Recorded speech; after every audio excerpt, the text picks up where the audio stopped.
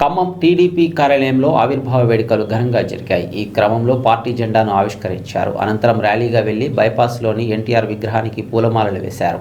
పార్టీని స్థాపించి అనేక సంచలనాలు ఎన్టీఆర్ సృష్టించినట్లు ఆ పార్టీ నేతలు వాసిరెడ్డి రామనాథం, కేతినేని హరీష్ అన్నారు. ప్రభుత్వంలో కూడా అనేక మార్పులు సాధించినట్లు పేర్కొన్నారు.